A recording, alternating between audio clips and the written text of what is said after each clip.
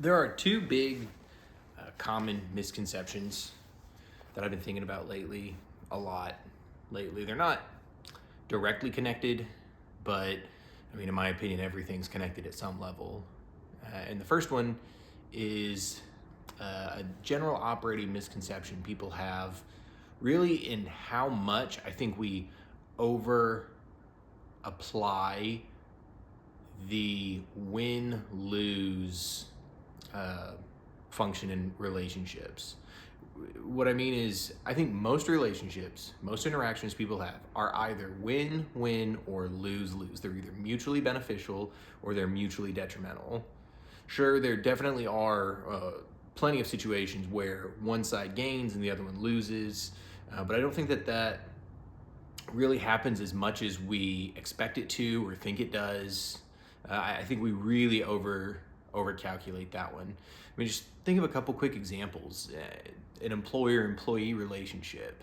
That's either going to be mutually beneficial or mutually detrimental, and it's not going to work. And maybe in the short term, one side could gain and the other one would lose, but on a long enough timeline, again, it's either win-win or lose-lose. Just think about it. If an employee is really happy, but the employer is very unhappy, eventually that relationship's going to fall apart. And conversely, if the employee is really unhappy and the employer is super happy, eventually, again, the relationship's going to fall apart. They're going to go their separate ways, and any benefit the employee brought is now going to be lost. And in romantic relationships, it's the same thing. It's very rare. I would say virtually, I've never personally seen it, where you can have a relationship where one person is happy, the husband's happy or the wife is happy, and the spouse is super miserable. Maybe it can happen depending on if the other party is super involved in other social groups where they're getting something externally that the other person's not getting, in which case it's less about the dynamic of the relationship and more about, I guess, the people individually.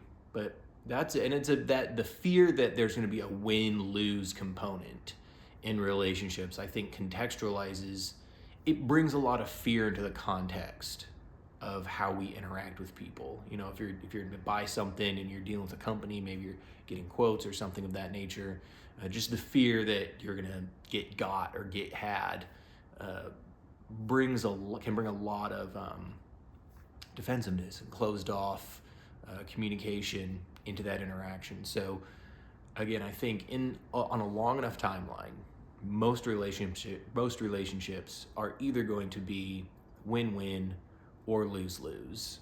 The idea that you're going to get taken advantage of and somebody's going to win and you're going to be worse for it is very rare. It does happen, again, but I just think we over-apply it. And the second big misconception I've been bumping into just in conversations with people in my life is a belief that we can choose our beliefs, at least as far as the more existential kind of faith-based component of belief entails. You know, what I mean by that is I don't think you can actually choose what you believe. I don't think belief is a choice in that regard. And you can do a quick thought experiment. I mean, let's say everybody think of a little elephant, like a little purple elephant. You can imagine that there's a little elephant sitting on your leg or sitting on your shoulder. You can imagine it's there. You can pretend it's there. You can want it to be there. You can act as if it's there. You know, you can do all those things, but I don't think it's possible to legitimately choose to believe that you're experiencing something that you're not experiencing.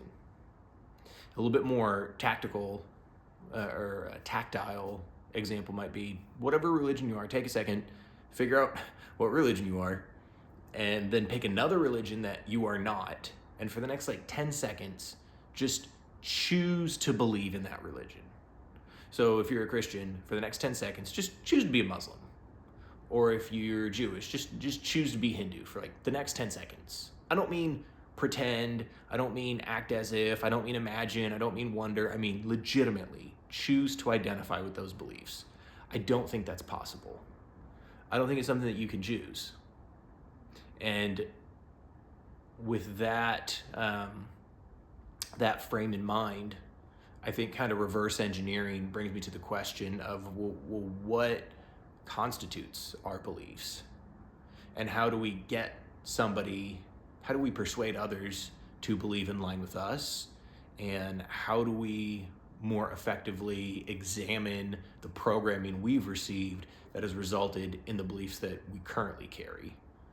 So those are two big misconceptions that I've been just kind of seeing a lot. If there's any others that stand out to anybody else, I would love to hear what those are.